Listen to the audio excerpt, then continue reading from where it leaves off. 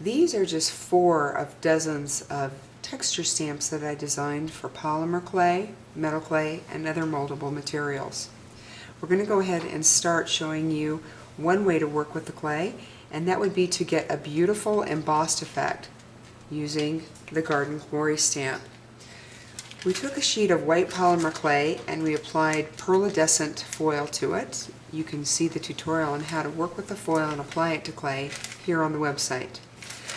We placed it upside down with a piece of deli paper on the backing, and with one firm pass with an acrylic roller, we get a beautiful embossed effect. This created a lovely mother of pearl look. Let's take a look at this a little closer. Isn't that pretty? That'd be a lovely surface effect for a wedding gift or some decor item. Now we're going to take a love letter stamp, which is one of my favorites. You can use it for embossed effects, or you can just stamp on the surface of your clay. I'm going to take some black ink. Either pigment or dye-based ink will work for this technique, because once it's baked in the heat of your oven, it will make the ink permanent. So ink the area of your stamp you want to apply. Place the clay face down onto the stamp and lightly pat. This is going to create a surface imprint that has no embossed effect. It's just going to look like it was screen printed on. Isn't that pretty? Now, another favorite way that I like to use my stamps is for a technique that was discovered by accident, and that is called a set and slice. Let me show you a simple version of how to do this technique using the crackle stamp. The stamp should be fairly clean and dry, so we're going to avoid the areas here where we have a little powder from a previous project. We'll take conditioned polymer clay of any color that you choose and take small amounts at a time, pressing it into the cavities of the clay. The clay should be dry, no release agent should be used. Take a sharp, clean blade, hold it down against your stamp, and hold it stable with one finger. Arc the blade by bending it, and shave it across the top of the rubber in a pivoting motion. Be very careful. Pay close attention that you don't cut your fingers. Continue to press in small amounts of clay into the cavity and shave it off. Now I bet right now you're thinking, am I going to cut the rubber? No, you won't. This has been very vulcanized. It's very strong rubber. You can even put the stamps in the oven. Plus they make great oven mitts and door stoppers and trivets. So let's just fill a few more cavities here, shaving off the clay, and go back and patch any areas you might have missed. Occasionally the clay wants to come out as you shave it. It could be that you might be working with one of the stamp designs. It's a little more shallow. All of the stamps are very deeply embossed, but some designs are easier to work with than others due to the depth and the spatial relationship of the design.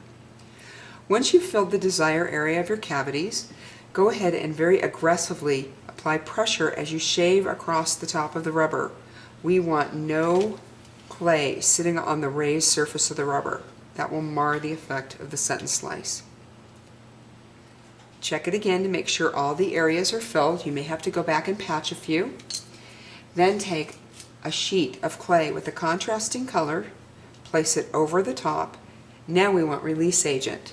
STP son of a gun or Armorall automotive protectant spray, a little bit on the back of the clay.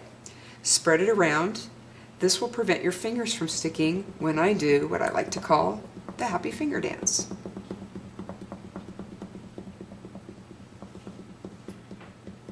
Just tamping it back in there very firmly.